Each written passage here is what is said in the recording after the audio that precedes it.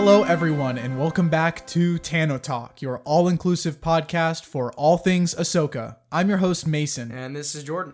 On today's episode 6, we're going to be breaking down part 7 of the Ahsoka series called Dreams and Madness. Whoa. Awesome episode this week.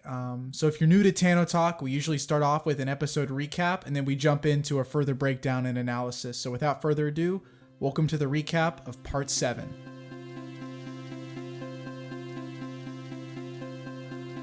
On the planet Coruscant, Hera Syndulla stands trial before a New Republic Judiciary Committee to discuss the recent incidents on the planet Cetos. The committee, led by Mon Mothma, has accused Hera of disobeying a direct order and abusing her authority as general for personal gain.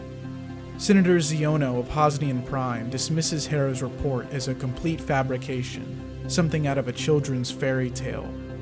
Refusing to be intimidated, Hera reiterates her concerns that what she saw on Cetos was real, living proof of a larger Imperial remnant threat lurking in the galaxy, all leading back to Thrawn. Senator Xiono dismisses this as an over-exaggeration when Captain Carson Teva interrupts from the audience, suggesting that the recent events on Mandalore could also be connected. Again, Xiono seems unconcerned, believing that Gideon's forces on Mandalore were further proof that these events are not connected. Xiono then proposes that Hera be court-martialed for her disobedience, when a stir from the back of the room causes the meeting to pause. A shiny gold protocol droid peeks out from behind the guards, revealing none other than C-3PO as the source for the commotion. 3PO is welcomed into the room, where he explains that he is here on behalf of Senator Leia Organa. He presents to the committee a data transcript that confirms that Senator Organa had approved Hera's mission personally prior to their departure, unaware that Senator Xiono and the others had voted against it in her absence. As head of the Defense Council, Senator Organa's authority would supersede that of Senator Xiono, who himself has now been shown to have acted out of order. Frustrated and embarrassed, Xiono admits he's satisfied and the court is dismissed.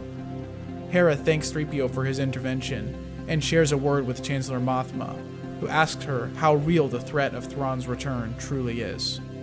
Hera simply replies, "We have to prepare for the worst and hope for the best." Meanwhile, Ahsoka and Huyang continue with the Purrgil through hyperspace. Ahsoka is in the main room of her shuttle, going through some lightsaber exercises as she continues to listen to one of the last training recordings saved by her master, Anakin Skywalker. Huyang enters the room and informs Ahsoka that they may be nearing their final destination. Strapping into the cockpit, Ahsoka and Huyang feel the lurch as the Purrgil drop out of hyperspace. But something is off. Sensing danger, Ahsoka and Huyang exit the mouth of the Purrgil, where they are greeted by several large explosions. They are trapped in the middle of a massive minefield deployed in orbit above Peridea, which has caught the Purrgil completely by surprise. Barely managing to dodge the incoming explosions and starfighters, Ahsoka and Huyang watch as the Purrgil jump back into hyperspace to avoid further damage. Meanwhile, on the surface of Peridea, Grand Admiral Thrawn reviews the information that had been gathered on his opponent Ahsoka Tano in the Imperial database. He learns, to his surprise, that Ahsoka's former master was the great Anakin Skywalker. Tactically, Thrawn orders his forces to retreat, understanding any attempt to attack Ahsoka now is foolish, and reorganizes for a new strategy. After the bombardment ceases, Ahsoka and Huyang find temporary refuge from the mines in orbit inside Peridea's ring of whale bones, and work quickly to make repairs and contact their friends on the surface. Somewhere else on the planet, Ezra and Sabine are traveling with the Noti to avoid detection from Thrawn's forces. As Sabine is catching Ezra up on nearly a decade of galactic history, Sabine feels Ahsoka calling to her through the Force. Through this connection, Sabine learns that Ahsoka is alive and in this new galaxy, and Ahsoka now knows where to find her. Quickly, Ahsoka and Huyang race down to the surface and prepare for the next wave of enemies. Riding through the wastes, Baylan Skoll and his apprentice Shin Hati have finally located Ezra and Sabine, but before they engage, Baylan says that it is finally time for he and Shin to part ways. Her ambition drives her on a different path than his own, he says, and leaves her with one final lesson. Impatience for victory will guarantee defeat. With that, Baylan stays behind as Shin joins the band of nomads who begin the attack. Ezra, Sabine, and the Noti tribe are eventually cut off and surrounded by the enemy. The Noti, a peaceful people, have no skills in combat and hide in their shells while Ezra and Sabine work together to defend the tribe. Meanwhile, in the sky, Ahsoka and Huyang fly overhead, caught in a firefight with Thrawn's forces. Leaving Huyang in the cockpit, Ahsoka makes a risky jump out of the shuttle mid-flight and successfully lands on the surface to help the others. But before she can join the fight, she is confronted on the hillside by Baylan's skull. Intrigued at her survival after their last encounter, Baylan explains that he is ready to defeat her again. But Ahsoka is different now. She has seen things Baylan wouldn't believe, things that will prepare her for the duel ahead. Drawing their blades, Ahsoka and Baylan's rematch begins. Meanwhile, back with the tribe, just as Ezra and Sabine have Shin surrounded, 2 gunships of Thrawn's reinforcements arrive as backup, putting our 2 heroes back on the defensive. Reluctantly, Sabine draws Ezra's lightsaber, preparing for her own rematch with Shin, while Ezra fights hand-to-hand combat with extreme force abilities. Back on the hillside, Ahsoka and Baylan continue their duel, but Huyang arrives overhead in the shuttle and launches a barrage of missiles, giving Ahsoka enough time to escape and join up with her friends. Understanding his limits, Thrawn orders his forces to retreat, satisfied that time, the greatest ally of all, is now firmly on his side. Sensing conflict and confusion, Ahsoka reaches out a hand to Shin, saying that she can help her. There is a moment of hesitation, but Shin ultimately runs off in the direction of Thrawn's forces. As the enemy retreats, Ahsoka, Ezra, Sabine, and Huyang all embrace, celebrating this small victory, but knowing that this reunion won't last long if Thrawn's plan is still unfolding.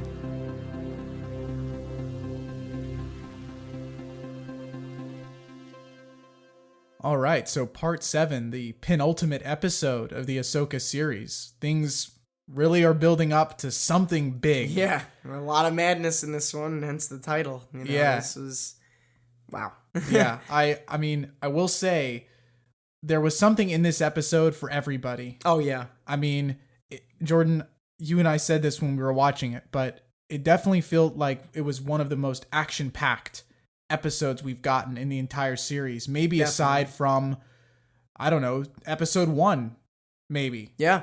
But this one was just kind of more nonstop, It felt like, in a lot of the episodes, it's like there's obvious cuts and, time jumps or whatever. But this one, it just, from where it started to the end, it was just a continuous thing. And how, we'll talk about it, how, there were characters in different locations and how they all ended up, everything in the same came spot together kind of thing. in the Everything end. came together. That's exactly. But I mean, no one got a rest here.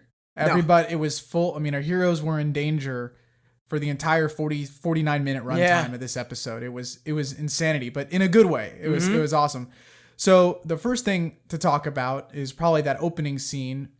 And our first clue of that was actually on Disney Plus, the thumbnail of the episode. There's a picture of Mon Mothma on the front of the for the thumbnail for part 7, which is super interesting. And then the description talks about how, Hera must answer to the New Republic while far, far away, a reunion takes place. So, of course, we've already seen kind of that reunion already at the end of part 6 with Sabine and Ezra. That's clearly what they're referring to. But, that was a question that we had in part 5 of Ahsoka was, is there going to be a follow-up to this whole Hera getting in trouble with the New Republic thing? I did wonder that too. And, Hera and Ahsoka kind of had that big goodbye, which initially led me to believe like, oh, we the audience might also not see Hera again if it's all going to end up taking place, wherever far, far away was, which they definitely framed it that way. Yeah. But I'm happy that we did go back to that. Oh yeah, me too. And it was the first thing we saw. Yeah. I mean, that was how the episode opened. And again, with this thumbnail and description, it led me to believe that this actually was going to be more of the main focus of the whole episode, which of course it wasn't. But while we are here, I mean, there's one thing, there's one big thing that happened in this segment that we'll get to, a character, I should say. But before that, I mean, you have Hera standing trial, essentially. Yeah.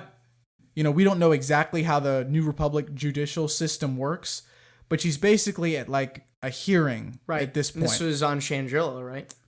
Yeah, so that opening shot was of a metropolis of some kind, a city center, and you had the giant New Republic Senate building. Or maybe it wasn't. Maybe it was the New Republic Judicial Building. We actually don't really know what that building looks like. I want to say it's similar or maybe the same building from Mando Season 3. We got those cutbacks to the New Republic.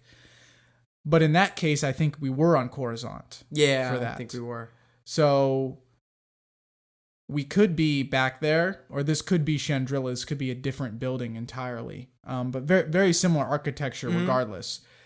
And something to note about the New Republic, this is a small detail, but it might be important for folks who maybe aren't as aware of how the New Republic structures. I mean, generally speaking, we know very little about the New Republic so far in canon, but we're obviously learning. I think they know very little about themselves. They know very little about themselves. Nobody else inside seems to know what's going on. The New Republic's a hot mess. We've talked about this at length here at Tano Talk already. Jordan and I are not big fans of the New Republic. Let's just say that. I want to be. I want to be too. I want to believe in what they're doing, but I just can't. And this episode helps prove that. Yep. But yeah, something interesting about the New Republic is, of course, after the Empire fell and the New Republic was getting started as sort of this rebirth from everything that had been built up by the Rebel Alliance, when they were actually trying to form a proper government after really winning the war against the Empire. Part of their, initiative to be more democratic than the Empire was, and even as the Old Republic was before them, was instead of having the seat of government in the center of the galaxy on Coruscant, which it had been for thousands and thousands and thousands of years, they actually voted to rotate the capital once every few years. So the actual capital planet of the New Republic would change periodically. So I think it started on Chandrilla at some point, because that's where Mon Mothma is from. Right. And that, her homeworld, and she became the first chancellor. And then I assume it potentially probably went back. It could have gone to Coruscant again at some point. It probably moved around a little bit. And then, of course, by the time of the sequel films, the capital of the New Republic is Hosnian Prime. Right. Which is the planet that gets destroyed by Starkiller Base in The Force Awakens. But at this point, I mean, that's 20 years in the future, 25 years into the future. So right now, we are dealing with a republic that's not quite there yet. We're on Coruscant or Chandrilla with Mon Mothma as chancellor. And yeah, Hera's at this hearing, kind of getting chewed out by this committee. Well, mostly by Senator Hamato Ziono, which we've seen already in the Ahsoka series. And he is actually a character we've seen before. Again, to remind the audience, Hamato Ziono, the senator of Hosnian Prime, which is funny. Again, that's the planet that gets destroyed by the First Order. And he's the one who seems to be most adamant that the Imperial remnants, which will become the First Order, are not a threat at all. So the irony should not be lost on us with that. But Ziono is actually his son, Kazuda Ziono, is a pilot in the New Republic, and then actually gets recruited to be a member of the Resistance, fighting, serving or reporting underneath Poe Dameron as a spy. And he's the main character of another Filoni animated series called Star Wars Resistance, which aired from 2019 to 2020. And even in that series, we had very limited interactions between Kaz and his father, Senator Ziono. But what we did see was not great. Yeah. They didn't seem to have a great relationship, and Kaz was almost scared to admit or to tell his father that he was involved with the Resistance in any way, which makes sense. Yeah, now seeing considering how Ziono behaves and doesn't seem to like the spirit of the Rebel Alliance in any way. I mean, he seems to basically have it out for anybody who is a war hero. Maybe because he wasn't one. Yeah, I don't know. There's like this jealousy, this deep-seated jealousy with him, but he despises Hera. I mean, all he wants what's his deal? It could be, a personal thing, which yes, of course, it part of it is with Hera, but that doesn't mean, whether that's true or not, shouldn't dictate how, the importance of what she actually is talking about, Right, and it's like he just can't seems just ignore everything else and just focus on that. He seems so determined to quell any potential like inquiries into Imperial Remnant activity at all. Yeah. I mean, what's the reason? And that's what I do want to ask too, because in this whole hearing, he seems to be the one talking a lot. Like, do you know how the power dynamic works between them on this sort of panel? Because I would assume that Mon Mothma, being the Chancellor, would essentially have either the final say or be able to really make the big decision. But she kind of just lets him speak and goes with his decision. She did that earlier, when Hera spoke to them on the holograms. He kind of said his part and was mainly the reason why Hera wasn't allowed to go. Mm-hmm. And then here, he's speaking a lot too, and they kind of just, no one else says anything. Well, I mean, I don't know exactly. Yeah. I don't know if anybody knows, because again, we have such little information about how the New Republic actually works. True. Or doesn't work. But it seems like, I mean, obviously, yes, you're right. Mon Mothma is the Chancellor, so she would, in theory, have a little bit more weight in the conversation over someone who's just the senator. Yeah. However, maybe as part of this New Republic effort to be more democratic and egalitarian, these types of committees, there's no like presiding person who, can cut people off completely or something. I mean, I very clearly do not have a legal background and can't really speak to that judicial process. But I will say that it does seem like there is this big push in the New Republic that, everybody serving in government is considered equal, and Mon Mothma is doing her best to respect that, even at the detriment of seems like doing what's right. Right. She seems to be like, all right, I'd rather keep the tentative fragile peace that we have now than exercise, a fraction of my authority to actually get things, to actually make things right. Which, is interesting. And of course, you mentioned the reason why they wanted this switch is because they didn't want another Palpatine, but they went too far, it's like they you gotta meet somewhere in the other in the direction middle, completely, and we're seeing the ramifications of that unfold in Mando Season 3, in Ahsoka, and I assume in some of the other series that we're going to be getting in this era in the future. So that is interesting to think about.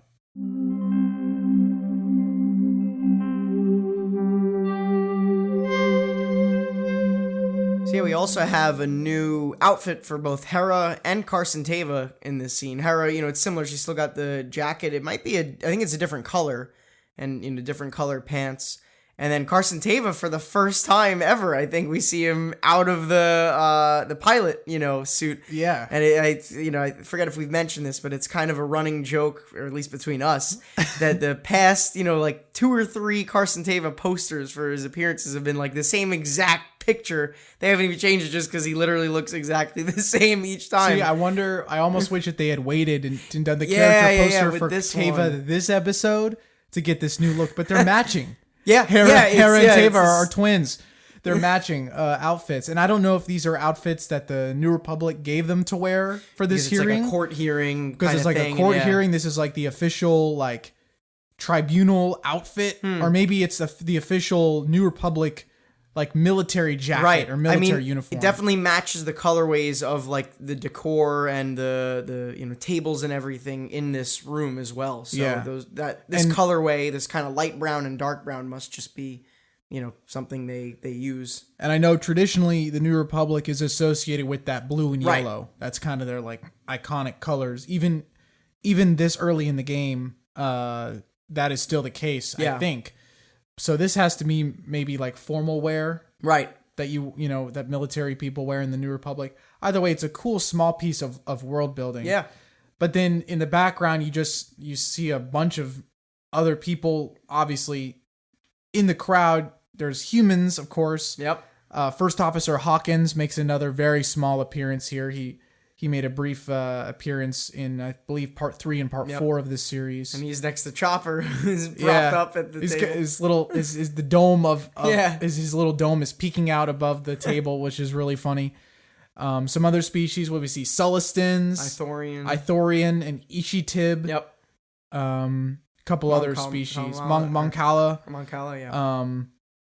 So there's there's a good smattering of aliens and Yeah. humans, which is always good to see in Star Wars.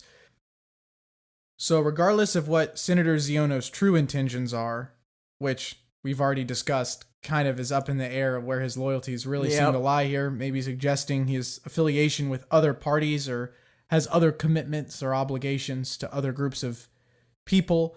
But his official reason for being mad at Ahsoka is the way Hera, excuse me, the way he frames it kind of in an interesting way. He says, Hera, you're acting like this is still a rebellion. This isn't a rebellion anymore. This is a republic. We're a government with rules, laws, policies, procedures that you have to follow. So you can't just run off on some, mission to potentially, hunt and destroy the enemy. Like there's a process to it here, which I hear what he's saying, but at the same time, I don't care. It's like he has to realize it's potentially bigger than that. Yeah, and I know he's bringing up that Hera has personal connections to this, and he really is hammering that point that, he thinks she's just in this for the potential, being able to, meet Ezra again and whatever.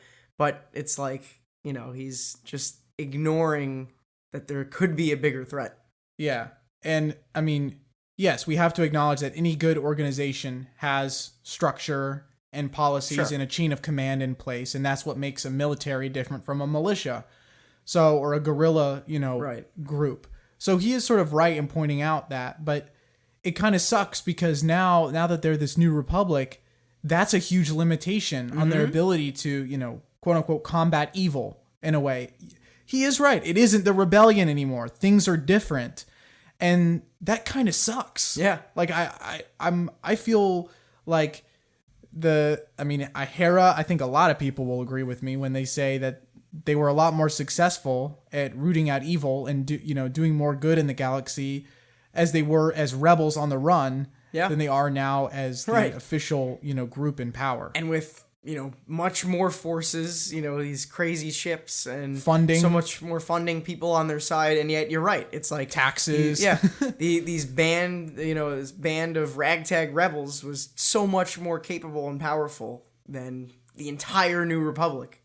Really makes you think. Yeah. And it's funny, he says when he's reading Hera's report, he calls it sounds like a child's fairy tale.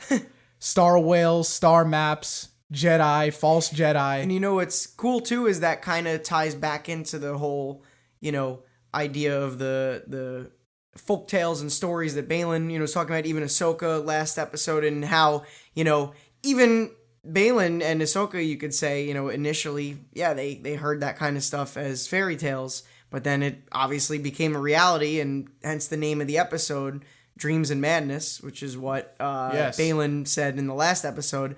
Basically, Ziono is what he was talking about, where people hear that, it's just a fairy tale, it's just a legend, Well, this crazy Kafka-esque bureaucratic nightmare that they're going through right now, this is the true madness. Yeah, right. This is the real madness that the episode title is referring to. Yep. Not the crazy stuff that the witches and Thrawn and Morgan are up to. The New Republic bureaucracy, that's the real madness at hand.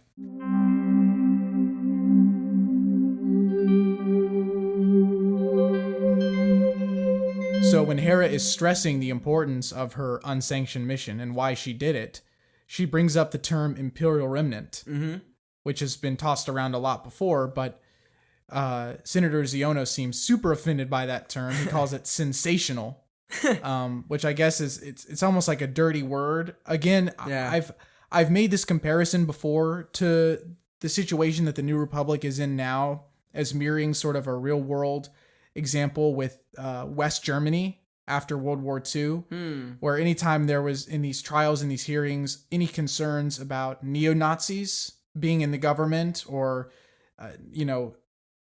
fascist resurgence in other countries around Europe, this was the same response, that they called it sensational. They said, you can't say Nazi anymore. You can't say fascist anymore.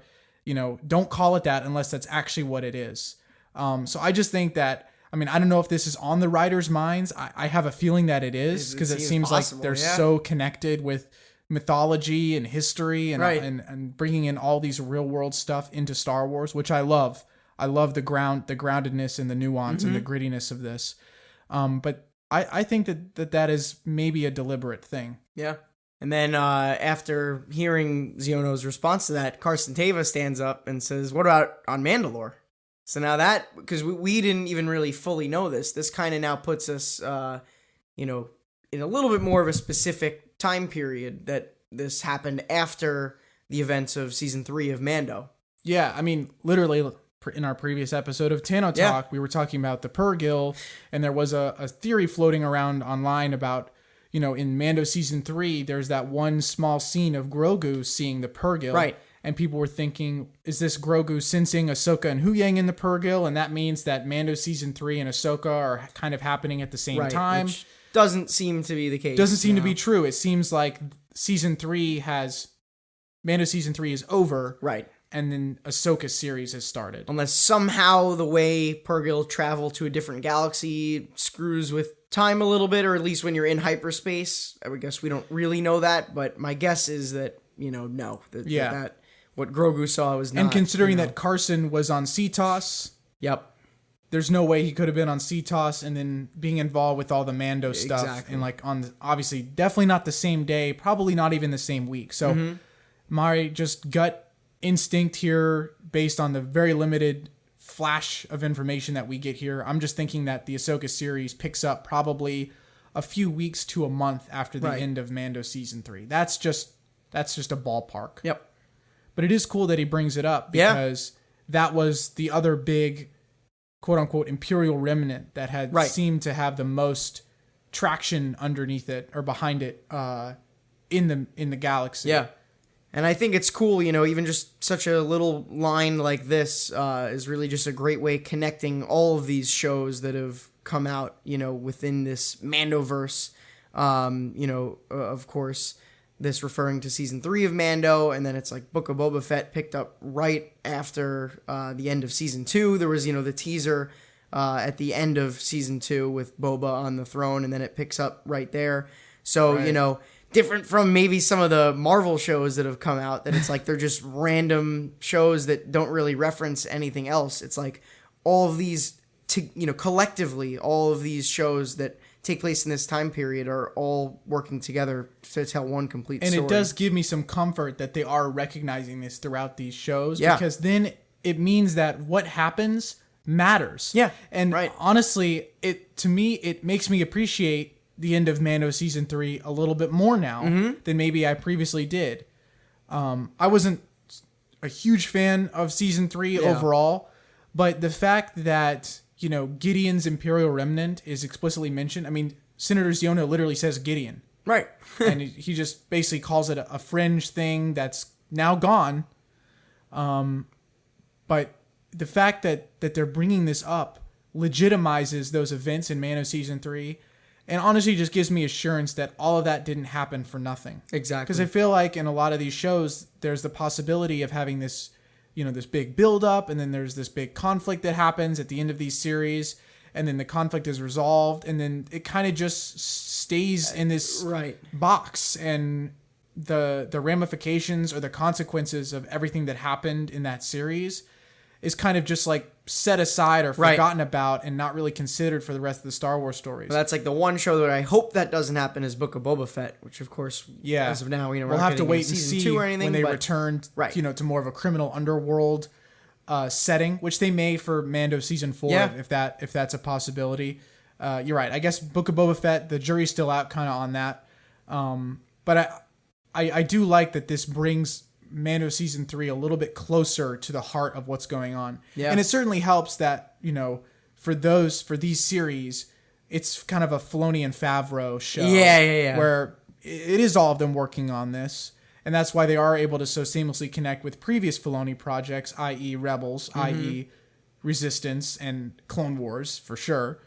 So because he's had, mostly creative control over all these different projects, it's probably a lot easier for him to be able to synthesize all of this. True. So as Xiono kind of continues to dismiss Hera's concerns and he really starts to put the pressure on, Hera has this really great line that sort of encapsulates everything that we've been talking about for the past 20 minutes, which is, She says, I don't know what's worse, the possibility of what might happen or your unwillingness to see it. Yep. And, I mean, there we go. Yeah. This is the predicament, the quagmire that the New Republic is in right now. I mean, you've got this paralysis that's taken over from the bureaucracy versus this conjuring up of imperial remnants and warlords and power, behind the scenes. And right now it's a stalemate. I mean, we've got no side is really ready for open warfare yet, of course, because we just got done with that for a long time. But it's like the New Republic right now is at this crossroads where the government doesn't want to do anything about it, is in denial of what's happening, and the stuff that is happening is still in a way kind of in its infancy. So it's like you just can't see the signs. Right. And then of course when the sequel trilogy events happen, everyone is looking back and being like, how didn't we see this? Now we're Hosnian Prime is gone. Billions of people just died in an instant. The First Order's back and taking over everything. Oh my God, how did this happen? This is how it happened. Yeah.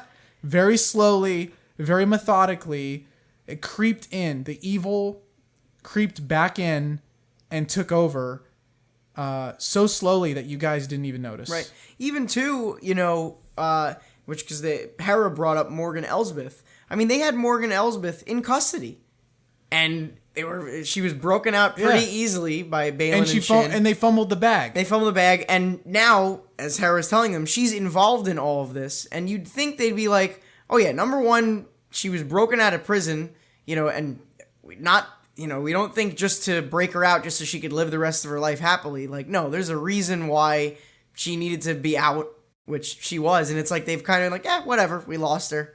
I know, it's like oh my God, like, I mean, obviously because we're audience members and we know all these shows and we're sort of this omniscient character that's able to pick up all these pieces, but I feel like someone with a modicum of integrity would want to connect one of these dots with something. Be like, okay, this prisoner was broken out. This person was tied back to this planet, which had connections to Thrawn, blah, blah, blah. Connected back to the Corellian shipyards. Yeah.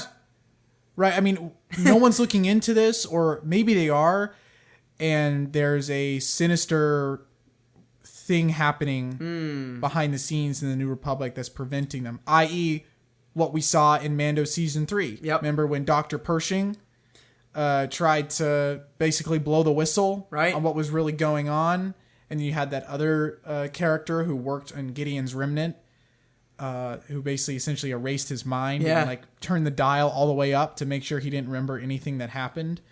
That is an example of someone working within the New Republic with a uniform on, showing up every day to being a quote-unquote model citizen who's, allowing the evil to come from within. And part of the issue, as we mentioned, is that Mon Mothma essentially has no power at all. She, I would assume, is not one that would agree with that or fall to that side. But you'd think so. She's completely blind to it because that's the position she's in. She has no power to oversee anything. Kind of just a figurehead. Yeah. In a way. I mean, what does this chancellor title even mean if you can't exercise some authority over some of this stuff? And you can tell that she's sympathetic with Hera's cause. Of course. I mean, she wants to believe Hera, I think. I really don't know. I mean, we're getting a lot more Mon Mothma characterization in Andor, which is great. Which is years prior. Years prior, but it is good to see how it's been building up over time. We've gotten other Mon Mothma stuff in short stories. But I'm going to bring us back to a moment in Rogue One that I think really encapsulates what Mon Mothma's about. And in some ways, she really hasn't changed. I mean, Mon Mothma was one of those people who vetoed sending support to Scarif when Jyn Erso was telling him about, okay, look, again, this is a perfect parallel to this scene, because Jyn Erso says, she's in Rogue One, she says, look, there's no proof because all the witnesses are dead and the message got destroyed, but you have to trust me that my father built a plan. My father built a plan or a weakness within the Death Star And I know where it is. I know how to get the plans. I know what to do. You just have to put some faith in me and send the rebel fleet to Scarif, and we can do this. And she is part of that group that goes, no, it's too risky. And then, of course, what happens? Jyn Erso, Andor, Baze Malbus, Chirrut Imwe, the whole gang from Rogue One goes rogue and leaves unauthorized, very much like what Hera's did here, to save the day.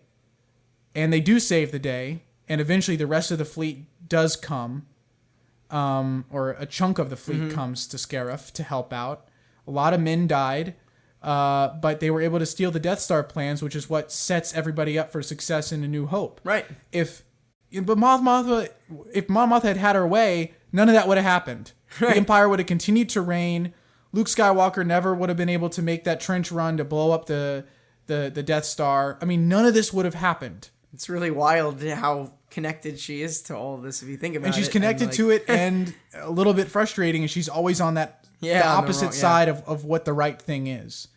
You know, you even see that in Rebels. Yeah. Right? Like she, of course, you know, her and Saw Gerrera, kind of two sides of the same coin. Yeah.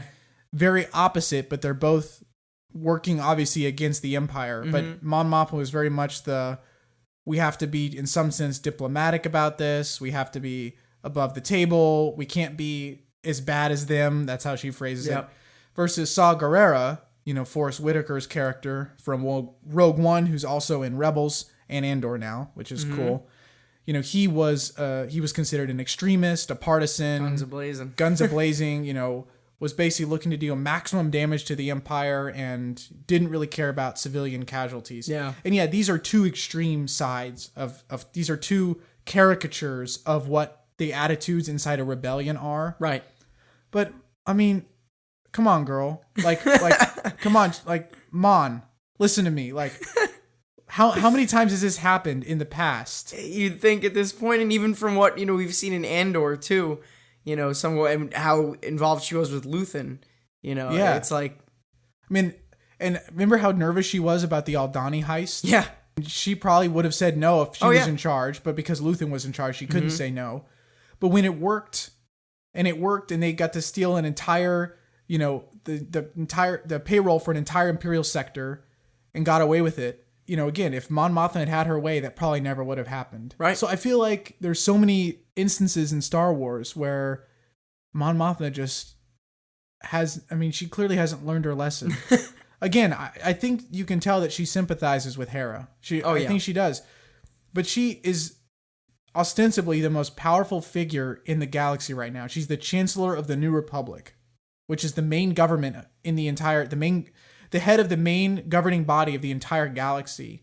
And even in that position, she's still unable to exercise some discretion on this. It's mind-boggling. It really is. I think she has just commitment issues as well.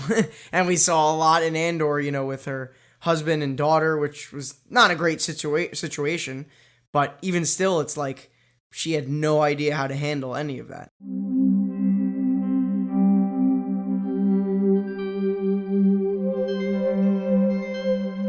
Then we hear quite the familiar voice as, you know, Thrawn has said in the last episode, and that's a familiar name or whatever he said. Now let's hear, how rude. And that was a terrible impression, but C-3PO. C-3PO. What? Where did that come from? A mainstay of Star Wars. Of course, he appears in the most Star Wars projects of any character consistently. All 9 Skywalker Saga films. He's in Rogue One as well. He makes an appearance in Rebels, in Clone Wars, and now Ahsoka. Yeah. Which is really awesome. I mean, I was not expecting to see a C-3PO make a C-3PO appearance in Ahsoka. I mean, I didn't really consider how it would work. Right. But we didn't know. Now we know how it works. But it's C-3PO, but he was sent by Senator Leia Organa. I hope that rings a bell for some people. Of course, Leia was mentioned in part 5, where when Carson and Hera were on their unsanctioned mission on CTOS, Teva had kind of this throwaway line where he says, you know, Senator Organa can, you know, only, you know, is stalling them, but they're still coming. She can only do so much. And that was just a name drop of Senator Leia Organa.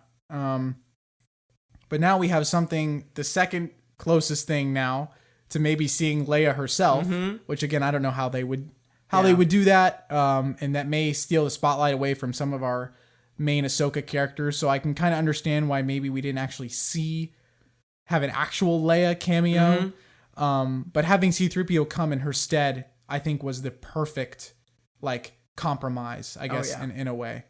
But yeah, C-3PO kind of barges in and saves Hera's ass and says, actually, hold on, Senator Ziono.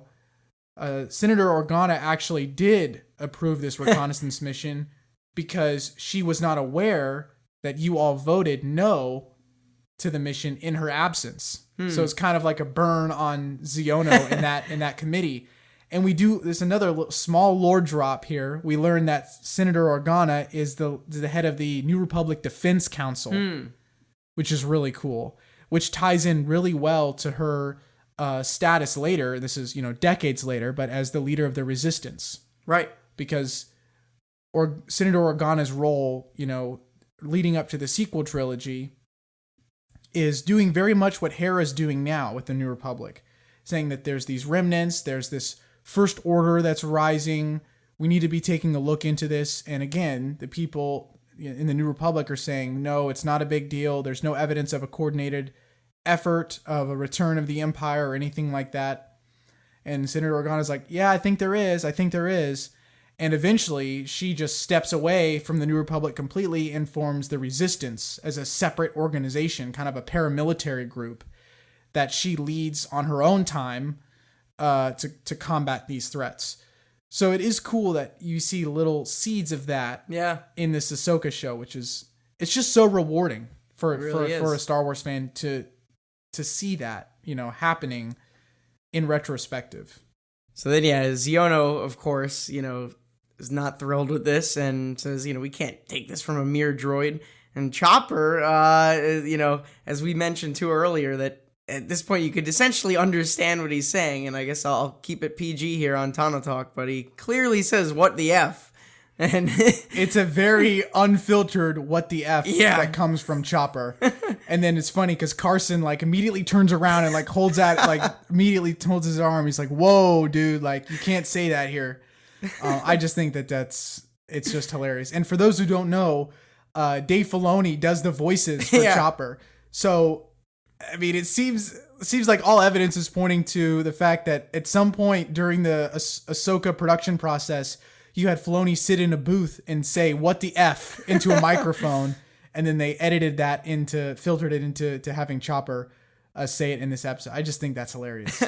So this seems to clear things up pretty completely for the trial. And literally Mon Mothma says this hearing is adjourned. And that's kind of the end of it as far as the legal procedure of it goes.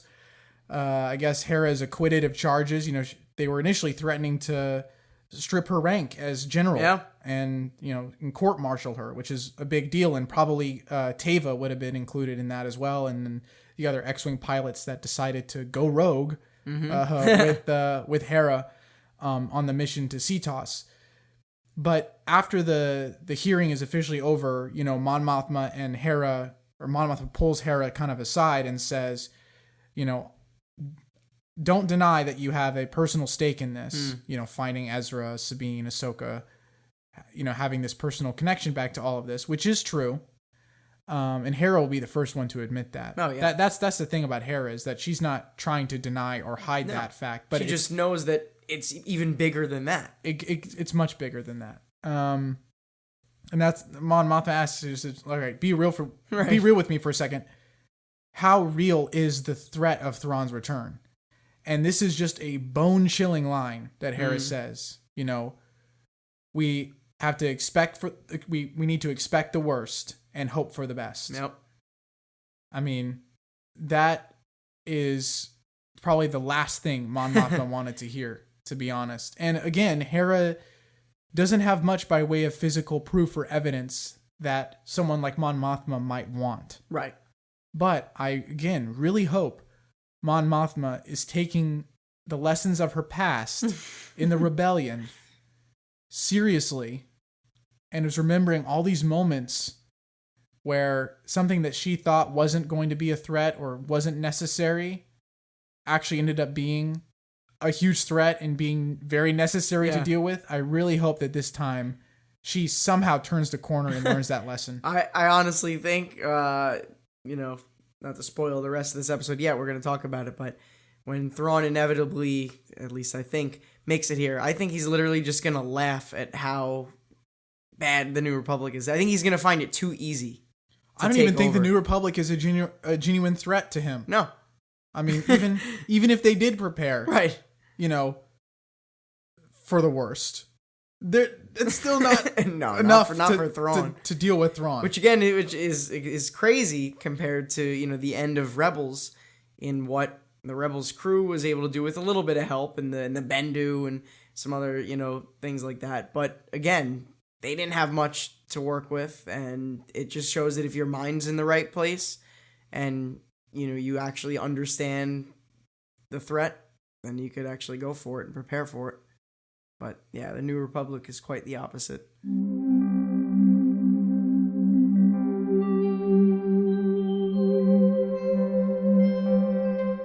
So then after this exchange, we cut to the title card.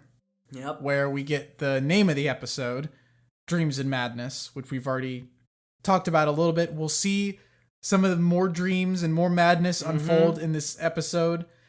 But I think that title is perfect because it calls back to what we've already seen in previous episodes as well. I mean, those are words that Baylan has used multiple times to describe this whole, CTOS, Morgan, the Night Sisters, the Jedi, Thrawn, coming back from the dead, another galaxy. What does all this mean? Right. I mean, I think this, and you see it in this episode, all of that really comes to a head. It really culminates all of these different avenues of mythology and, religion and the Force and the distant galaxy and the traveling and all this stuff. It really all does kind of come together in this episode. Yeah. So it's a perfect title. It really is. This is actually now 2 episodes in a row where the title called back a line said in the previous episode. His last one was Far, Far Away, which, of course, that's referencing one of the most iconic lines, I guess you could say, in all of Star Wars. Most common phrases, most celebrated phrases. However, in, I guess it was part 5, Jason says, and only Far, Far Away. I forget, what he uses it in terms of context, but it's kind of cool that, a line has been taken from each of the previous episodes to be used as the title of these 2 episodes. So we're back with Ahsoka and Hu Yang aboard the shuttle, which is still, as far as we know, inside the mouth of the Purrgil, and they're still traveling through hyperspace. We get that shot of all the Purrgil still through their journey at this point. And Ahsoka is back in the main, what we think is kind of the main room of her Jedi shuttle, doing some training. And it's cool because she's in her Ahsoka the White outfit now officially.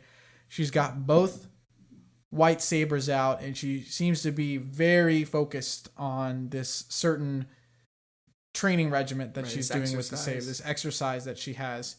And then all of a sudden, we see kind of a hologram, an arm of a hologram walk into frame. And Hayden Christensen is back. Again. It's, of course, he's in hologram form now, so this must be an old recording or something that Ahsoka still has. But it's Hayden Christensen back as reprising as, younger Anakin Skywalker from the earlier years in the Clone Wars. It kind of has the shorter hair and then the clone armor along with the Jedi cloak. Yep. So this puts it at, the earlier years of the Clone Wars, 22, 21 BBY. And we get a line from him saying that, during the Clone Wars, Ahsoka, you'll have to fight more than just battle droids, which was a line we had heard in some of the extended trailers and other clips that had been posted before the series even came out, which is why people thought that Hayden Christensen Anakin was going to be in the series to begin with. And we didn't hear it in that initial Part 5 episode So people were like, oh, was this just a line that maybe they recorded to use for these trailers or for these, these extended reels or whatever the, right. Promotional material was? Or is this like a cut line from the show? Or are we going to see Hayden again at some point? And it looks like we did in the form of a training hologram, which was really cool. But Jordan, you pointed out something immediately that I didn't actually really catch in the beginning about Ahsoka's lightsabers. Yeah, so, we've talked about this in some previous episodes of Tano Talk where, in that fight against Baylan and even I think against Marek as well, she not only used one of her lightsabers, but, how she was holding it was not her usual Clone Wars reverse grip, and kind of the form she was fighting with was one that, we hadn't really seen that much from Ahsoka. Because obviously, as we found out, that she really needed that closure with Anakin that she got, and that's how the transition to Ahsoka the White kind of happened. And, obviously, you would assume that these recordings of the hologram of Anakin basically teaching her, she probably had not watched in who knows how long. And she, I guess, wanted to kind of throw away that old style of fighting, her old personality, anything that associated her with Anakin once she found out, what he turned out to be. And, you could also say it's a mix of that. And sure, she has gotten wiser and learned more. And you could say that, her different fighting styles could be based on the opponent she's up against. And she knows when, like, a different form might actually be better. Which I think we have seen. Yeah. I mean, again, like I said, like, there's definitely a different fighting style of her fighting Marek. Yeah. And fighting the Inquisitors versus fighting Baylan, for example. But in this case, this is clear that, that closure helped her and she's willing to go back to this and, knows how influential Anakin's training really was on who she became. Mm-hmm. And something that a little small moment in this scene that kind of made me a little emotional was, after Hu Yang kind of comes in and interrupts what she's working on, she sort of puts away the sabers and goes, just says, no one really asks, but she just says, he was a good master. Mm-hmm. And, maybe she hadn't really thought about it. Yeah. Didn't really give herself an opportunity to reflect on, how was Anakin as a teacher? Was he good? Was he bad? Obviously the visceral reaction for her has to be bad because he became Vader and, Right, how could he possibly have been a good master if look at what he became? Yeah. But again, part 5 really just did so much. It healed her emotionally. And like you said, Jordan, gave her sort of a closure, an acceptance of what happened. And now she can look back at all of these old lessons and remind herself the good that Anakin did for her, and some of the lessons that he was giving her along the way were actually really valuable. And this is a great lesson for Ahsoka. Like, part of the rest of Anakin's hologram training dialogue is, during the Clone Wars, you're going to be up with more than just battle droids. Yeah. And he name drops General Grievous, which is true. Ahsoka had to deal with Grievous multiple times in the Clone Wars. Asajj Ventress. That's cool to get that name drop too. Get that live action name drop, which, again, I love that. Ahsoka, again, had to fight Ventress several times in Clone Wars. And then Count Dooku, he says as well, which I know Ahsoka had to... She didn't exactly win ever against Dooku, I don't think necessarily, but they definitely sparred a few times. The same could be said for really Ventress and Grievous too. I don't think Ahsoka ever bested necessarily either of them either. But yeah, we get... And it was true. Like, yeah, for most of the Clone Wars, it was a battle situation dealing with opponents that had blasters. But there were a few times in Clone Wars, more than a few really, where she had to learn how to fight lightsaber to lightsaber, which was an important skill that Anakin taught her. Yep. And we saw that not every Padawan in the Clone Wars was as lucky as Ahsoka as getting a master who trained them on saber combat. No. I mean, you see, there's so many examples in the Clone Wars of, Grievous or Ventress or Dooku or somebody, killing these other Jedi Knights and Padawans, especially the Padawans, who had never been trained by their masters to be able to fight other people with lightsabers because there was the expectation that they were soldiers and they were going to be fighting droids who had blasters or guns, not lightsabers. It's interesting too. She mentions that this was the last recording that Anakin made out of 20, I believe, of these, recordings. So of course we're only seeing this one, but it's kind of cool that I would assume she has all 20 of those. And oh man, could you imagine this if eventually Ahsoka connects with Luke again and shows Luke these? Because he wouldn't have seen anything of Anakin as Anakin, in the Clone Wars, other than when he sees Anakin, as the Force ghost. But I mean, can you imagine? My headcanon right now is that she already has. It was one of those things where she was like, I had these recordings of Anakin. I don't want to I'm not going to lie, but if you want to see your father. If you want to see your father in his prime and use them for your Jedi Academy and teach your students, go ahead. But it's too painful for me to watch them on my own. It's like old home videos or whatever. They're just a little too hard to watch. That's my headcanon right now. But think about how useful some of these, Anakin life lesson hologram recordings would be for someone like Luke who's trying to build this new Jedi Academy as a way to sort of teach his students. I think that'd be amazing to see that. It's the transition, the actual hands-on training in the temple to now this is Jedi YouTube training. Yeah. YouTube videos. Theory only gets you so far. But this whole segment too really reminded me of that second Ahsoka episode in Tales of the Jedi. Yeah, which is basically a short Clone Wars episode of just a day in the life of Anakin and Ahsoka training. Yeah. Because there's that one scene where she's training inside the temple against the training remote. And then Anakin's like, no. Like, the real enemy is going to be harder to fight than that. We're going to practice with clone troopers. And then there's that. Really, honestly, when you watch it, it's kind of hard to watch because you feel bad. It's brutal. It is really brutal, where Ahsoka is standing and she's completely encircled by a bunch of clone troopers that are all firing her at once, and she's got to deflect all their blasts. Of course, they're stun.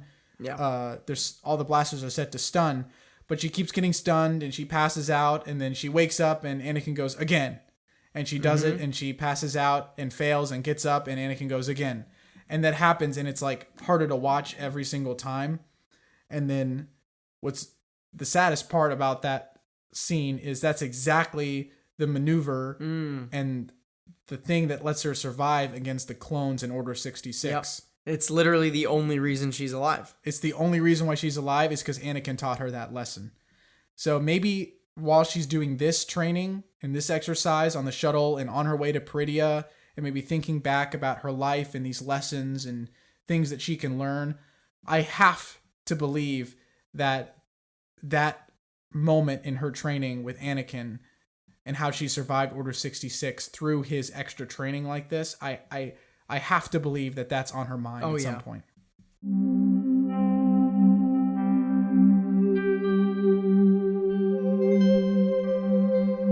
So the Star Whales finally jump out of hyperspace, and Ahsoka and Huyang are like, "Are we here? I don't know where we are." And then Huyang has they have a funny back and forth about how Huyang's like, the odds of the Purrgil actually jumping to not only the right galaxy, not only to the right system, but to the correct planet that Sabine and Morgan and everybody's on are astronomically stacked against you. Droids and their odds. Exactly. And it's a 3PO and Han Solo never tell me the odds moment. And Ahsoka's like, this, my style is more direct and straightforward and just diving in, which is such an Anakin thing, by the way, too. But when they do jump out of hyperspace, something immediately is off. Yeah. Well, at least number one, before that, the exit, of course, was much cleaner. And, they just appear there different from when the Eye of Sion got there. It was all kind of crackly and lightning, and like I think we mentioned in the previous episode, probably not meant to happen. They kind of went against the laws of nature, where these Purrgil are, they gracefully exit onto as part of their migration route that they've been doing for thousands and thousands of years. So they belong here. Versus the Eye of Sion and Morgan and Baylan and Thrawn do not belong here. So you're right. That is good to contrast those two like small moments visually. But yeah, something is off when they're first there and they realize that they're already under attack. And Huyang kind of makes a comment. He's like, only Thrawn would be able to have this kind of firepower. Mm-hmm. So basically confirming that Thrawn is alive and that they're at least they're in the right place. You know what I mean? So Ahsoka makes the decision, another Anakin decision, if you ask me, of saying, we're going to leave the Purgil mouth. We got to get out of here. And Huyang's like, I think we'd be safer in here. And Ahsoka's like, yeah, no. And we're going to leave. And when they leave, you see the carnage that's unfolding outside in space. It is a ocean of landmines or space mines, I guess we'll call them, that have been placed all around the orbit of Peridea that Thrawn has set up, or Morgan has set up, or somebody has set them up, awaiting Ahsoka's arrival to kill them. So the Purgil are now swimming through this giant swarm of mines that are pulling towards them and exploding on contact. But I will say, Jordan, I think you agreed with me, like, when Ahsoka's shuttle jumps out of the Purgil's mouth and you see all this explosion and, like I said, all this carnage sort of unfolding around them in space and all the explosions, like I said, I, for a split second, pictured myself in the movie theater on the big screen. I was like, this is something I need to see. IMAX, Dolby Atmos, biggest screen possible, dozens of other fans around me, watching this. It was so cinematic. And I mean that in the best way possible, the most genuine way possible. I literally, for a split second, just pictured myself. I was transported to a movie theater, and it was like I was watching a Star Wars film, not a Star Wars Disney Plus limited series. And it's like, of course, the Star Wars Disney Plus shows have gotten pretty good budgets and look beautiful, and but this is just on a different level where, like you said, just extremely cinematic and to the point where it really does feel more like a movie. Yeah, I mean, expect out of and this whole space battle as they continue, and Ahsoka is finally outside in the shuttle, dodging the mines. The Purgil keep getting hit with the mines, which is so hard to watch. Yeah. And you have all the explosions, and then you have the ring around Peridea that's full of debris and the dead Purgil bones. It like, I don't know. There was just a certain cinematic grandiosity to this and a certain cinematic quality to this, where the scale just seems so much bigger and the stakes just seem so much higher. And you compare that with like something from, I don't know, Mando season 3. Yeah. Where that final quote unquote space battle, which never really was a space battle, in the orbit of Mandalore, when they crashed the Imperial light cruiser into Gideon's base and all that stuff. I mean, that felt so small scale and so honestly a little cheap in some elements. I mean, I loved the CGI in that episode and the way that they had filmed, Bo-Katan and all the Mandalorian stormtroopers all in the jetpacks fighting in midair and stuff. That was all really well done. But I don't know, something about this, just the bar was just raised to a whole new level. Compared to maybe what we've seen in previous Disney Plus episodes. And like you said, Jordan, I mean, a lot of them have looked amazing. And there's been a lot of sets that are like awesome and feel, I don't know, they feel cinematic in a way, but not quite to the level we've seen here. And it's just like every episode of Ahsoka, like I said, they're raising the bar every episode. Really the cinematic scope of the series gets bigger and bigger and bigger with each episode. And now, at first, when Ahsoka was announced, and they had there's been these rumors floating around about a Filoni Mandoverse movie that's going to tie all this together. I'm like, I don't know how they're going to make a movie out of all this. It feels like it's kind of fit for the small screen. Yeah. I disagree with that now. I mean, I can't not picture now the Ahsoka series, some of these episodes on the big screen. Yeah. It's great. So we finally cut back to the surface of Peridea, where of course Thrawn is informed by his right-hand man Enoch, his assistant in the Golden Mask. We still don't know much about him other than his name.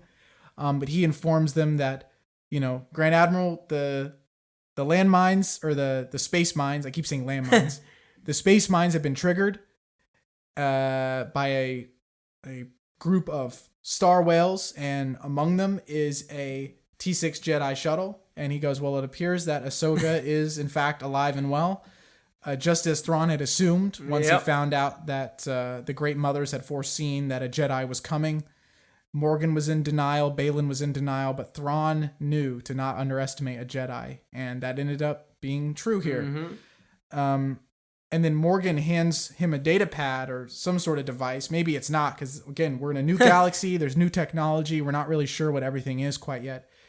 She hands him a tablet of some kind, and she says, "This is everything that the inquisitorial database had on her."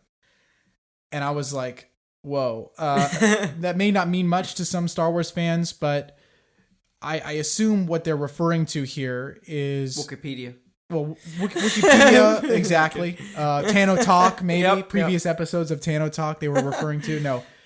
The inquisitorial database must be some sort of reservoir of information that the Empire had, but more specifically, the Inquisitors. The Inquisitorius, which were a group of dark side users led by Darth Vader that were trained in some capacity by Darth Vader to serve the Emperor.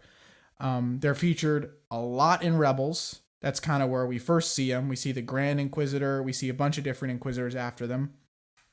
We see him again in Jedi Fallen Order quite a bit. A lot of the main villains you fight are Inquisitors. And of course, the climax of that game takes place on their base on the planet or Nur. Then they call it the Fortress Inquisitorius, which is their lair where they get trained and all of this stuff, which we see in Kenobi as well. So actually, people who only watch live action stuff and don't maybe pay as much attention to animated stuff or video games will in fact maybe be familiar with Inquisitorius. True. So it seems like the Inquisitorius or the Empire had this database or this collection of information about rogue Jedi or Jedi that were potentially alive or something like that. And Ahsoka definitely had a file. Maybe not as big of a file as Ezra and Kanan and Cal Kestis and Obi-Wan Kenobi, but she definitely had some kind of file. And on that file, the first thing Thrawn notices, listeners of last week's episode can back me up on this because I called it. Mm-hmm. One of the first thing Thrawn notices is that he says that, so General Anakin Skywalker was her master. And Morgan's like, yes. And now Thrawn's like, all right. This is the second he finds out this information. It's so interesting. You just have to watch how Thrawn works. He goes, okay. All right. Call back the ships. Stop the attack. Withdraw the forces. We've taken enough losses. We're just going to wait it out.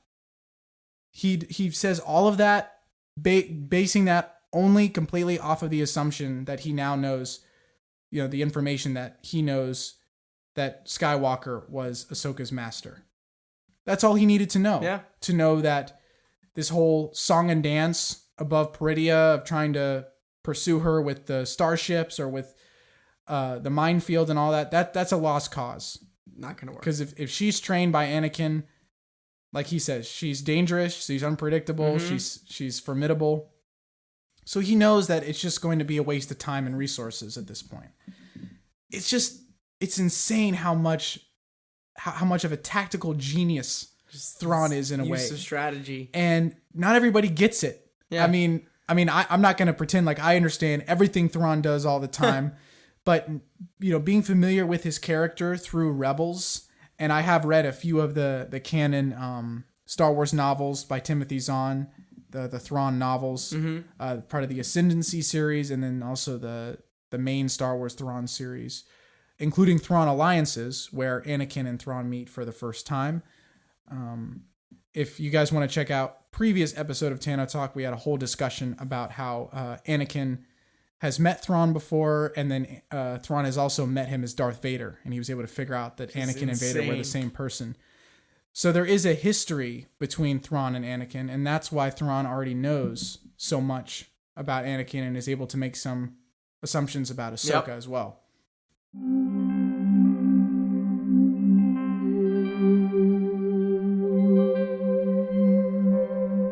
So Ahsoka and Huyang are hiding out now, and after Thrawn called off the attack. And then we cut to, for the first time this episode, Sabine and Ezra. And so it's nice to see them together, and they're on the move with these interesting looking, I don't even know what you'd really call them.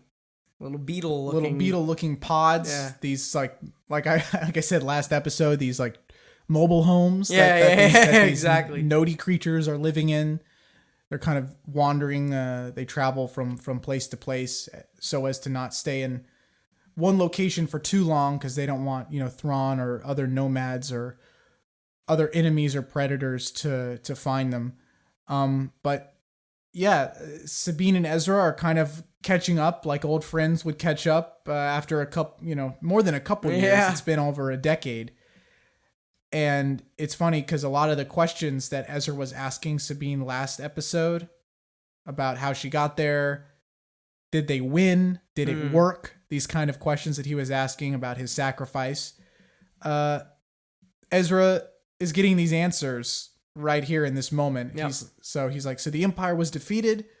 So there's a new republic now, like all this. Because again, he has to catch up. He has no idea what's happened in the galaxy in the past 10 years. And as Sabine reminds him, you were gone a long time. A lot has happened. And then Sabine finally admits something. And she doesn't seem like proud of it. She almost seems like almost embarrassed in a way. But she's like, and Ahsoka took me on as her apprentice. And Ezra kind of gives her a look. He's like, wait, you? And then in a classic Ezra, he goes, oh, sorry. I mean, congratulations, I think. Because, of course, he knows that Sabine is not exactly the strongest Force-sensitive person. But he does bring up something. I love this. He brings up the fact that Sabine had a little bit of training when Ezra was younger, doing some of his training for the first time. This is referring to Season 3 of Star Wars Rebels, an episode called Trials of the Darksaber, where Sabine finally gets in possession of the Darksaber, which is sort of this heirloom of Mandalorian culture, which is also a lightsaber. We see Din Djarin use it in The Mandalorian, and Bo-Katan use it as well. But in that episode, there's a whole discussion between Hera and Kanan and the rest of the Ghost crew about potentially training Sabine to use the weapon. And Sabine very much pushes back initially. She's like, I know how to use a weapon. I don't even want to use the weapon because of what it represents and all the trauma and the baggage that comes with it. Eventually, she does get around to at least tentatively agreeing to train.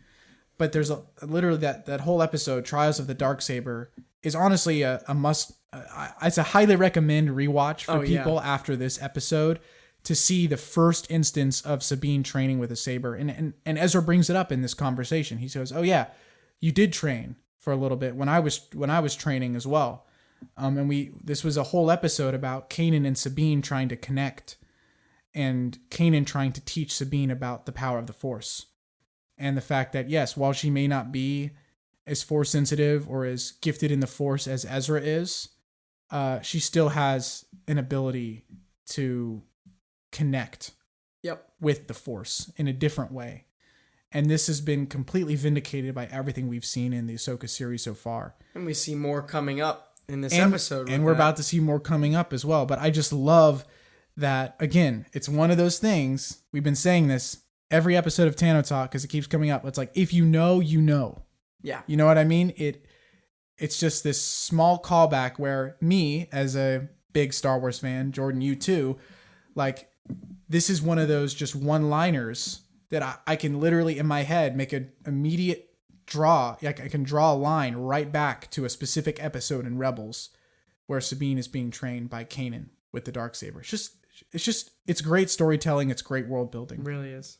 So meanwhile, Thrawn has now enlisted the help of the Great Mothers in order to get Ahsoka, because now he knows what he's dealing with. Mm-hmm. If this is a Anakin Skywalker apprentice, I'm going to have to step up my game a little bit. So he calls upon the Great Mothers to use their magic to locate Ahsoka. Yep. That's how they frame it.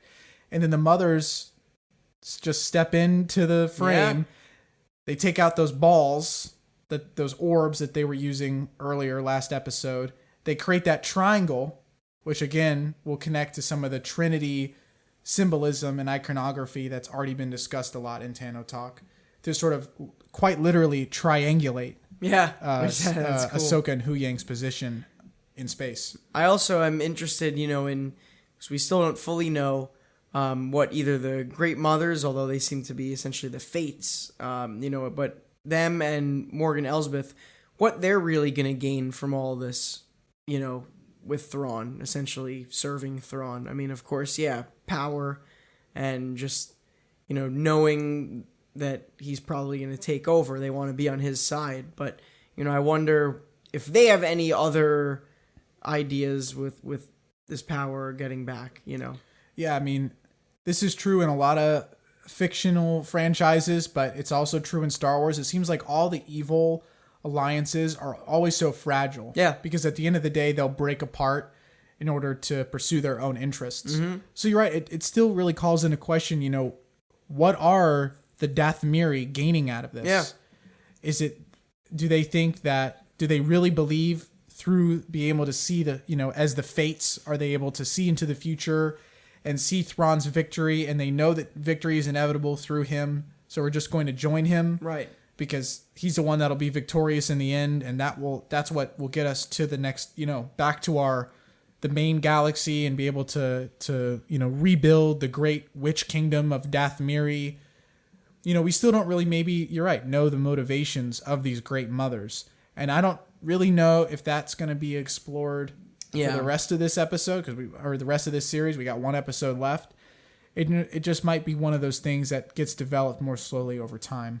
So as Thrawn is still trying to locate Ahsoka and Huyang, they're in space, there's these cuts back and forth again to Ezra and Sabine having their conversation. Sabine still not really giving the full details about how she got there and what kind of danger they really are in and how much of a time crunch that they're on. She seems to be sort of ignoring that or procrastinating. Mm-hmm. And Ezra keeps on bringing up how excited he is to finally get to go home. I know, which makes me so nervous.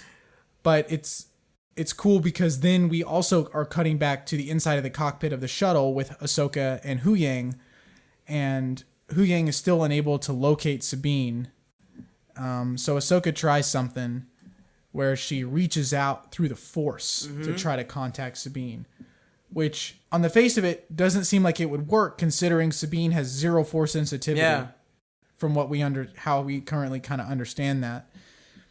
But she does. She's like trying to reach out, very reminiscent to maybe like how we've seen Force ghosts try to contact people, or even I don't even know, like in the sequels you had like Leia like reaching out through the Force to talk to Rey and vice versa. And then the whole, Rise of Skywalker sequence with all the voices reaching out to her. Yeah, and those were voices from the beyond. Yep. So we have seen like kind of adjacent examples to this being used, but yeah, there's this long shot of Ahsoka reaching out, and then her voice kind of echoes and she says Sabine, and surprisingly Sabine hears the call. There's a moment where Ezra's talking a lot. Classic Ezra. Classic Ezra. Bro loves to yap. And there's so many moments in Rebels where like Ezra's talking and talking and talking and talking, and then it slowly like fades out into the background and Sabine starts focusing on something else, which I always thought was a hilarious dynamic between them. But you see that happen here too, where Ezra's kind of going on, and his voice fades into the background, and Sabine hears Ahsoka calling out to her. Now, this can mean one of two things. This can mean that Sabine does in fact have this latent Force sensitivity that is being slowly revealed and uncovered over time. Mm-hmm. Or Sabine has 0 Force sensitivity, and somehow this calling out through the Force can be heard by non-Force sensitive people. I don't know. I mean, we don't have any answers one way or another. Right. That's something that's still And, up for it's debate. like, in this, of course, Ahsoka was trying to reach to Sabine specifically, but Ezra didn't hear it, which is interesting. Because obviously, and considering how Ezra, on paper, is much more Force sensitive and attuned to the Force, and maybe has heard that from voices like that of Kanan trying to guide him. I mean, think about Doom, all the sequences of the Doom Wolf speaking to Ezra. So you'd think he'd be more sensitive or susceptible to that, but he actually doesn't hear a word. But that's probably because Ahsoka is specifically reaching out to Sabine, and because Ahsoka and Sabine have a much stronger bond than Ahsoka and Ezra, for example. So just as Ahsoka is able to kind of make contact, that's when the Great Mothers figure out where Ahsoka and Huyang are hiding in space, and they start a massive bombardment against them. Essentially immediately attacked. And they're immediately under attack. So now Ahsoka and Huyang are back on the defensive, trying to dodge these explosions in space, and they're kind of making their way towards the ground where Ahsoka has sensed Sabine's presence. And while this is happening, we also cut to Baylan and Shin, finally, riding these wolves, teamed up with the Nomads from the previous episode. So they're now in league with the Nomads, or they're sort of using as foot soldiers to help them. And they've actually located Ezra and Sabine in the Nodi colony on the move. And they're just kind of perched up on this hill, kind of waiting to attack. And then something really interesting happens between Baylan and Shin. Yeah, arguably one of the more interesting conversations in this whole episode. And there's already been a lot, but this was honestly a surprise to me, where he essentially tells Shin, I'm going to leave you on your own. I'm gonna do my own thing. And I'm going to give you one quick little final lesson, but you're on your own now. It's crazy because, I mean, for me, this came out of left field completely. Yeah. I was not expecting Shin and Baylan to depart in the sense that they were both alive. Right. I thought the only way that they would no longer have a master and apprentice relationship was because one of them died. Right. And, we did know that Baylan, we don't know much about it still, but was on this other quest for some different sort of power. But, I would have assumed that's something he would have wanted to keep Shin for. It's like you wonder now, why did he have Shin? Why was even he training have her as an apprentice if he wasn't going to teach her everything that he knew and try to, in a way, recruit her to join him in this, this to serve a higher purpose or to achieve this higher goal that he's after. He doesn't do that. And we've never seen like a master and apprentice like depart in this way. It's so off, which is maybe indicative of Baylan's and Shin's connection with the Jedi Order and the Force and everything else. There's something off about it. Yep. Their whole relationship is kind of thrown into disarray here. Where Baylan says, your ambition will serve you well with Thrawn. So contact them and tell them that you found Ezra and Sabine. Go kill Ezra and Sabine. Join up with Thrawn. Like, you'll do well with that. You'll succeed. I have a different path. I follow a different path. It's just, to me, it's just something so strange for a master to say to an apprentice. Again, you'd think that the conversation would be that he's been having with Shin this whole time. It's like, there's more going on here. Come with me to help see this through. That's not what he does. He just kind of literally like abandons her. Just like that. Just like leaves her to fend for herself, essentially. Yeah, Baylan is really, to me, he's, I think, been the most interesting character in this whole series, if I'm going to be honest. And one of the more interesting characters in all of Star Wars. I would agree. In the same way that Dooku's interesting. Exactly.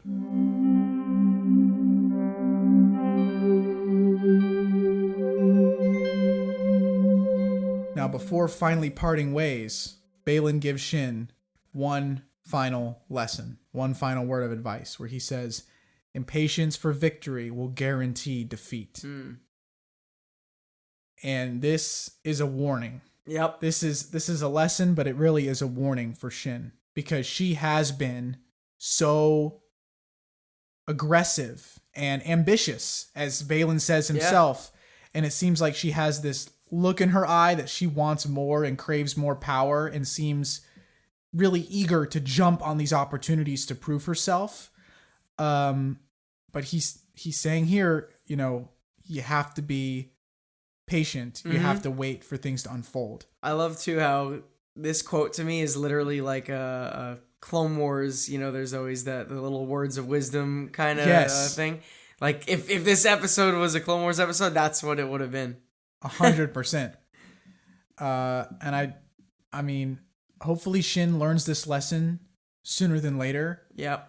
But I feel like what Baylan is doing here is just giving her, like I said, this one last warning in a way, in hopes that, you know, you're not my problem anymore, but I owe you this much to just warn you about this. But after this, you know, you're on your own. See you later. But again, it's such a stiff, kind of strange thing. And Shin, being Shin, is so stoic about it. I mean, she just sort of stares off into the distance.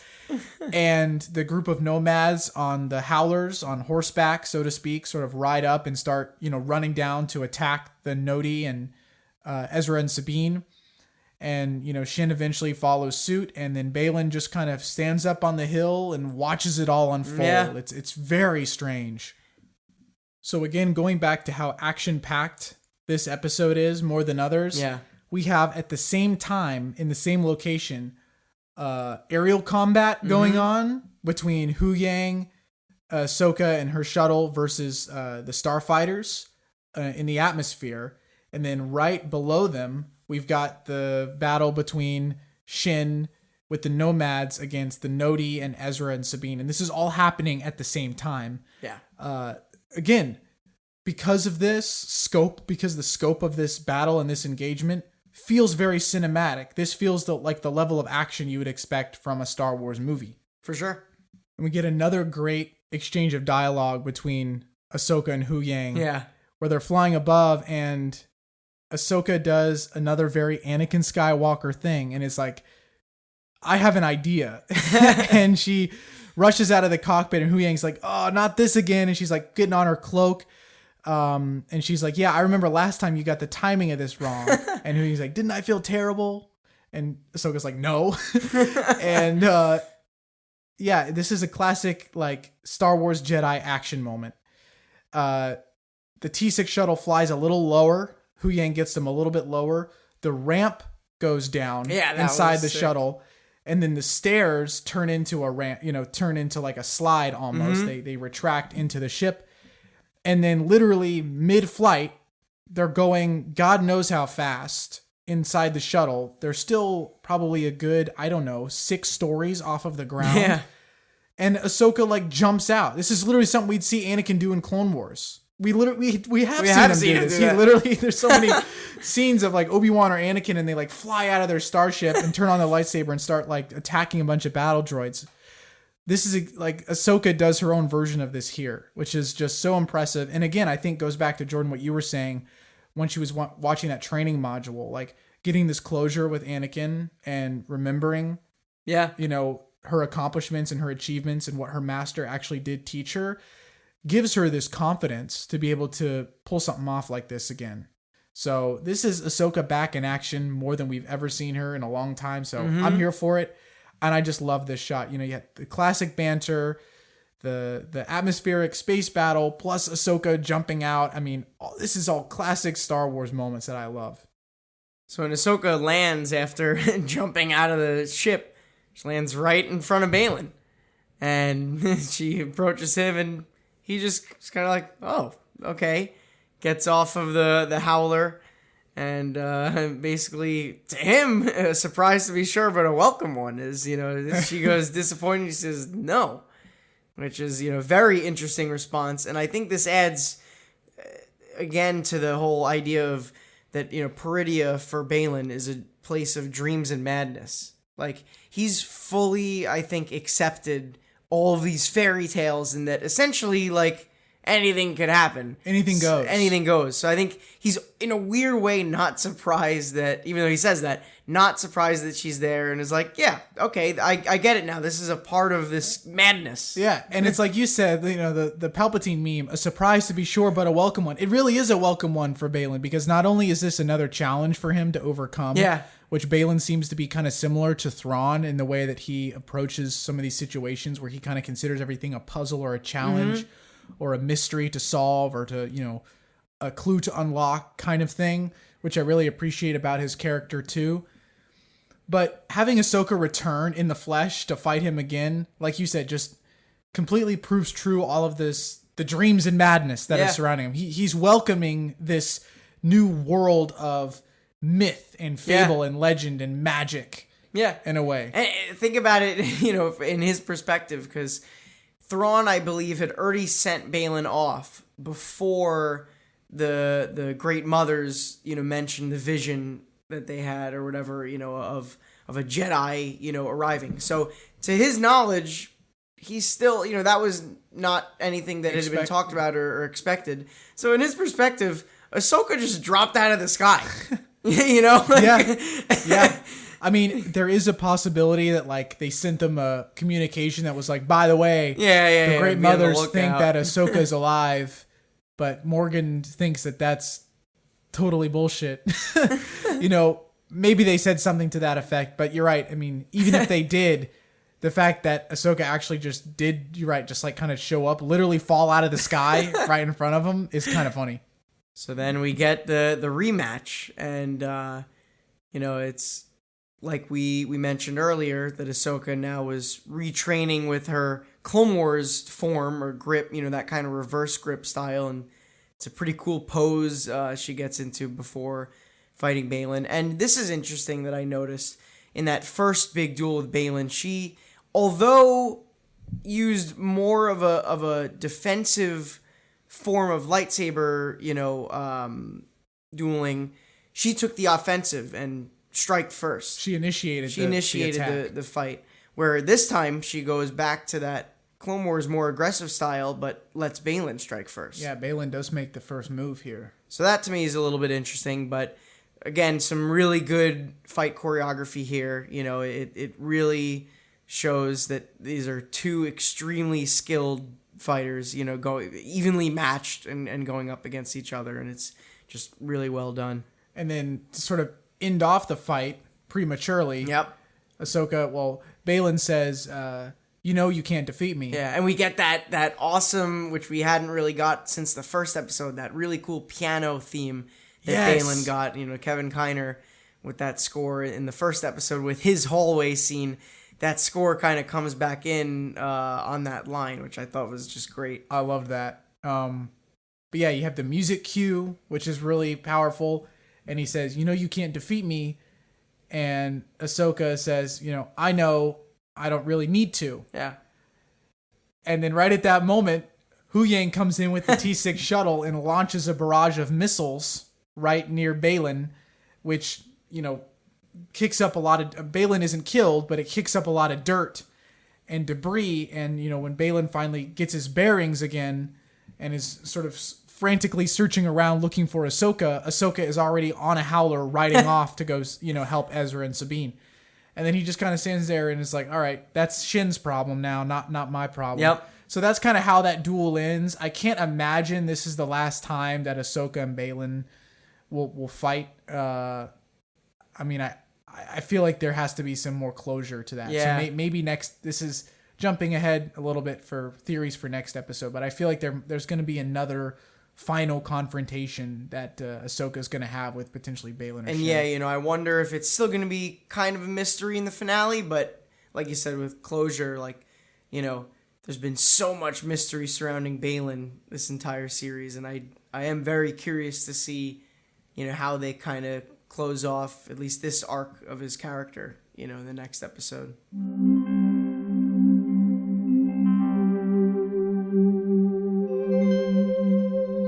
So then we cut to Ezra and Sabine back with the Noti fending off the nomads, and Shin sort of appears. Yep. And there's an exchange between Sabine and Ezra about the custody of Ezra's saber.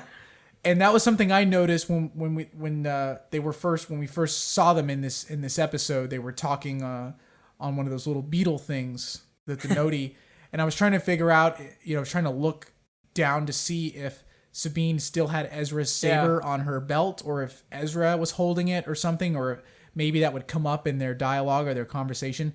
It never happened. And then later, when they were finally first under attack, when Sabine was running out, I noticed that she still had Ezra's saber on her belt. And I was kind of half waiting for a moment where, Ezra or Sabine would toss Ezra his saber. Yeah. He would catch it, midair, very, very Jedi, very Star Wars, activate it and start swinging. That never happens. Ezra actually, Sabine tries to give it to him and says, look, you need this. We're in danger. And Ezra's like, no, you have it. She's like, no. Like, you need a weapon to fight. Like, can I at least give you a blaster or something? And Ezra says, no, like, I gave this weapon to you. This is yours. So now it's Ezra's saber is becoming like the Skywalker saber, where, it's like, whose saber is it really? Because, of course, Anakin built it and used it first. And then Obi-Wan kept it for a long time and then gave it to Luke. And then it's like, well, is it still Luke's saber or is it Anakin's saber? Right. And then, of course, the most controversial passing of it was to Rey in the sequel trilogy. And is it Rey's saber now, or is it Luke's saber? Of course, Luke, when Rey handed him his saber, he threw it away. Yep. And then later, that's the main lightsaber that Rey uses throughout the entire sequel trilogy. Of course, it breaks and she rebuilds it, and that's maybe when you consider it to be Rey's saber. Yeah. And then, of course, Rey actually builds her own saber from complete scratch with the yellow blade, which is really cool. But yeah, that aside, I think Ezra's saber might become like the Skywalker saber 2.0, where it's like, is it Ezra's saber or is it Sabine's saber? And it could be too just like a Mandalorian thing where they don't know what to do with the dark saber. They haven't known. It's like they struggle so much with the rules about who could wield it and how you have to get it. Where that's been a thing with the Mandos. Well, especially with Sabine, because again, if we go back to that Trials of the Darksaber episode, Sabine initially wanted nothing to do with the Darksaber and still kind of didn't. And that's why she sort of pawned it off to Bo-Katan in a way. She was just like, you deserve this. Yeah. You lead to people with that. I don't do that. Same thing's happening here with Ezra's saber. Cause of course, Sabine having a saber kind of is symbolic of her being a Jedi or training to be a Jedi. Yep. So this was her way of like shirking that responsibility. Like, okay, maybe I could get rid of it. And taking that weight off her shoulders, because she's like, oh my God, I finally found Ezra, who is a real Jedi. Yep. Of course, Sabine is she is a Jedi too, and we're slowly learning this new lore about what it really means to be a Jedi, which I find fascinating. But she immediately, after having this reunion with Ezra, is like, all right, here's your saber back. It's yours. You've been apart from it for a decade, but it does belong to you. And Ezra's like, no. And then with no weapon, with no saber, with no gun, Ezra just starts going like full martial arts on these people, like kicking, chopping, punching, slicing.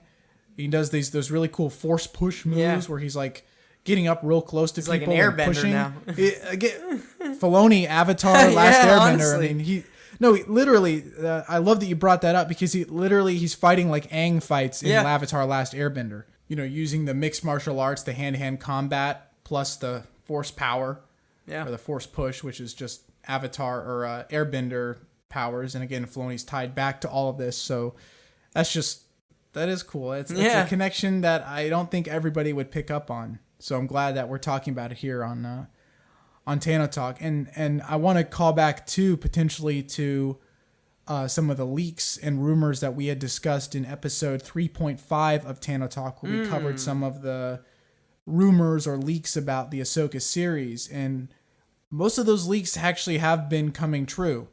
They predicted Hayden Christensen to show up as Anakin. They predicted Clone Wars flashbacks with young Ahsoka. Yep. They predicted Captain Rex, Tamara Morrison voicing Captain Rex.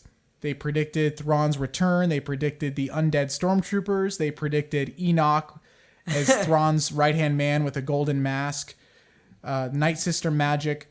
All of this has been true so far. And one of the other last things that had been rumored was that Ezra was alive. Okay, check. Mm-hmm. And that during his exile, this decade-long exile on Peridea, he has developed, quote-unquote, a new force ability or a new force power. This could be what that is. Yeah. This new Jedi fighting style that doesn't rely on lightsabers or blasters or any other kind of weapon. It's just strict, like I was saying, like martial art, kind of hand-to-hand combat combined with like force pushes and pulls and things like that.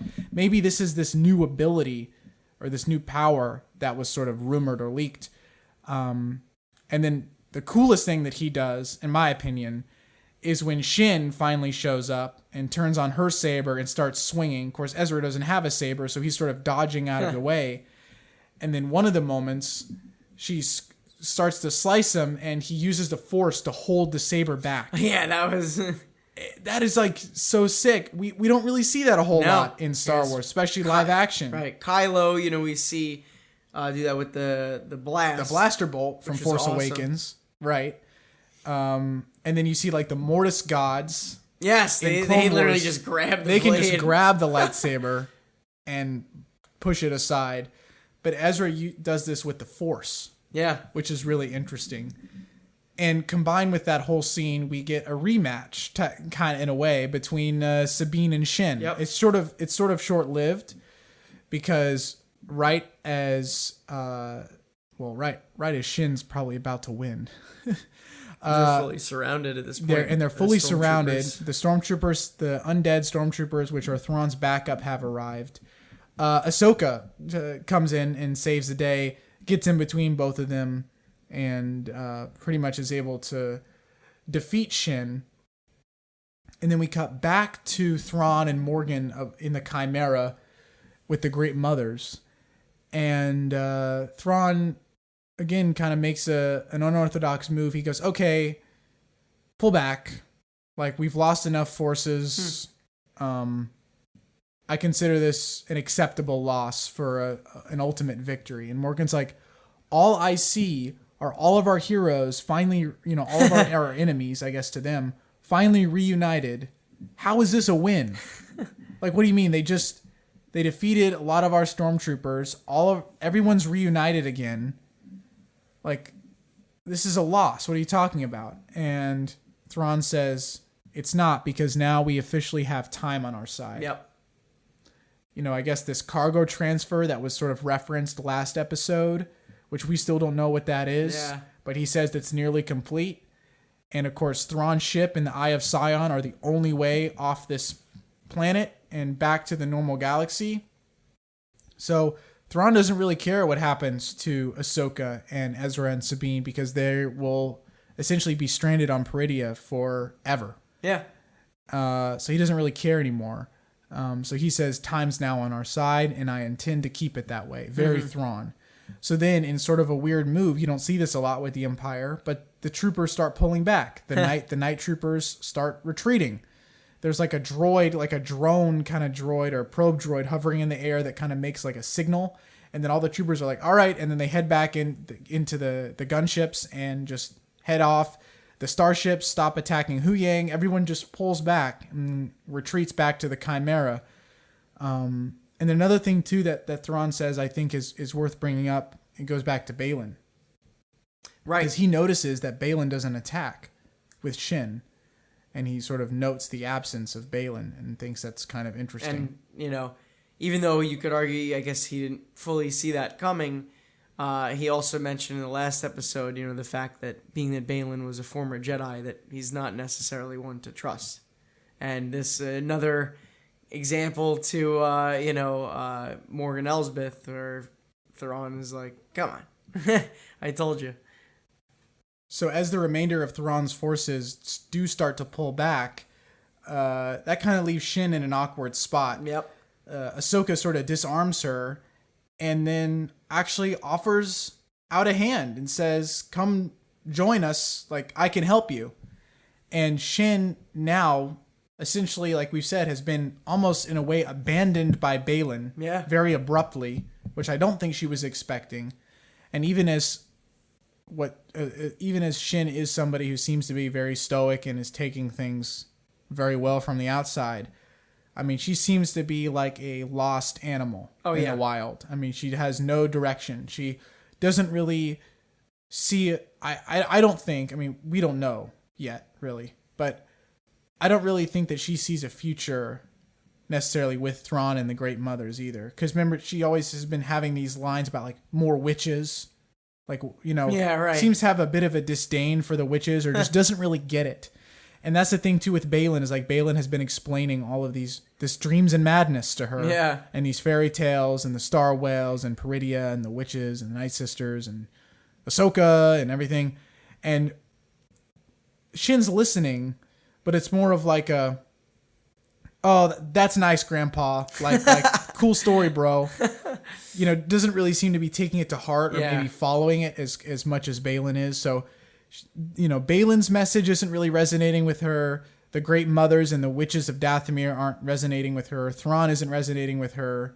She's just been abandoned by Baylan. She's kind of this lost wild animal. A lone wolf. A lone wolf. There we go. And Ahsoka reaches out a hand to join her, and there is some hesitation in definitely.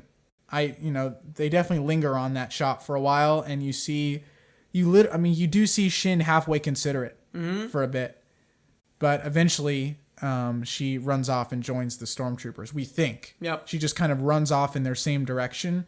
Who knows? Next episode we could see her on her own, or she could be, still. She returned with Thrawn and the rest of his forces. But it's going to be really interesting to see where they go with Shin and Baylan in this finale.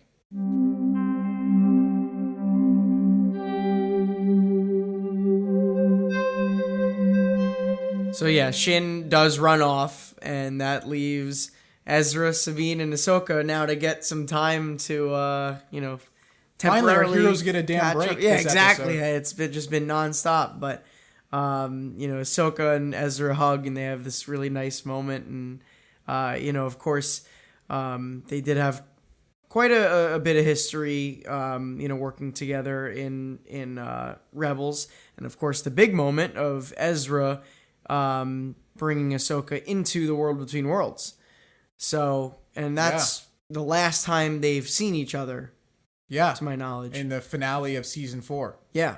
So, pretty cool to see them together again. And again, now that Ahsoka's whole personality is different again, like she appreciates this so much more. And I think could maybe she hasn't once in all this, I know she hasn't had much time to really say or do anything because of all the fighting, but it's like she hasn't been mad at Sabine for giving into Baylan and going on this. Like, if she didn't have that transformation, she very easily could have gotten here, fought them off, and like been pissed. Yeah, and just been like, go to your room. Yeah, exactly. Right. Sabine, like yelling at her like that. But no, that you're right. That's not what we see here. Ahsoka has been quite literally reborn. Yeah. After the events of part 5. And she realizes like how, her relationship with Anakin and how much that shaped her life, how the people that care about her and that she cares about are more important to be around. I mean, of course, yes, if there's a big threat and bigger picture, you do got to take that into consideration. They're not exactly in a good position right now, but being with those people is something that could really bring you up and boost your morale and be the cause to be able to stand up against it. And now, I mean, there's a stronger force now, together with Ezra. Which is what Hu Yang was saying all along. Yeah. They work better. You guys have always worked better together. Of course, that's a common theme in Star Wars. Unity, family, togetherness, love, and friendship. But something I love, too, of course, I'm just like, because Rosario Dawson is so perfect as live action Ahsoka, I hold on to every little sliver of emotion that we get out of her. Yeah. But when she's hugging Ezra, she lets out like this laugh, and the biggest smile washes over her face. And again, another one of those moments in the Ahsoka series where I could not help but just smile right back. I mean, Of course, Ezra was smiling too. Sabine was smiling. Yep. If Huyang had a movable mouth, he'd be smiling too, probably. But God, I just, again, Ahsoka's demeanor is just totally changed, and for the better. Obviously, I think we can all agree that the Ahsoka the White is in a better, healthier emotional space than Ahsoka the Gray probably was. But it's one of those, again, small, subtle things that happens on screen that really tells a lot about Ahsoka's emotional journey so far. Yep. So then after all the hugging and smiling, Ezra goes, I got a feeling. I think I might be going home after all. No, I don't know. No, Ezra, don't keep saying that. And then Huyang's, the ship. He's in the shuttle. He flies down, and it ends on what you would think would be a pretty happy moment. And of course, it is between them. But we, as the audience, know this is not exactly a happy ending. If this is how the show ended, and you assumed they were going home, a happily ever after kind of thing.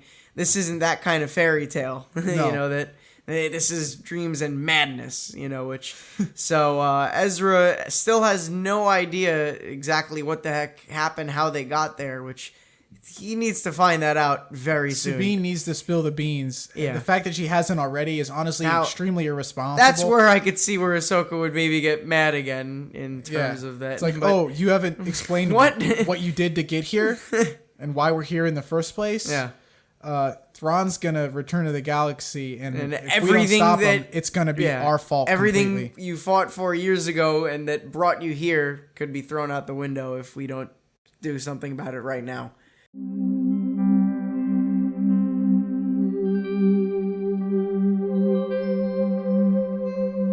So this concludes episode 6 of Tano Talk. We've just covered part 7 of the Ahsoka Limited series called Dreams and Madness, which I think everything about this episode is summarized in the title. Yeah. It was just crazy. Like I said in the beginning, there was something here for everybody. You had action, you had great dialogue, you had, returning Rebels characters, you had new characters, you had 3PO. C-3PO show up, you had the procedural stuff with Mon Mothma, if that's more your speed. We had crazy space battles, if that's your thing. We had lightsaber battles. Like I said, we had some great, deep dialogue between Baylan and Shin, between Baylan and Ahsoka, with Ahsoka and Huyang. Thrawn's just his tactics. Thrawn, if you're a Thrawn fan, this was a treat episode for you too. So a lot to be thankful for and excited about moving forward. Next week is the big week. Oh yeah, the finale. It's all led to this. I'm every single week I'm just blown away about what they're able to accomplish with this episode. Like I've said already, the scope just keeps getting bigger and bigger and bigger. And whatever happens next episode, we'll be in for a treat. Oh, yeah.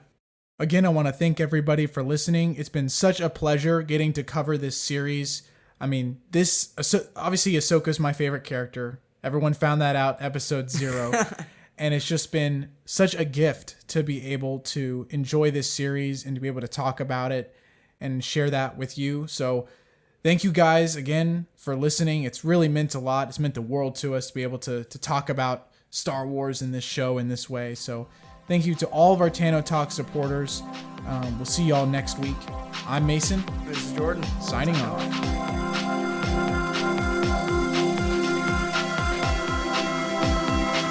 May the Force be with you.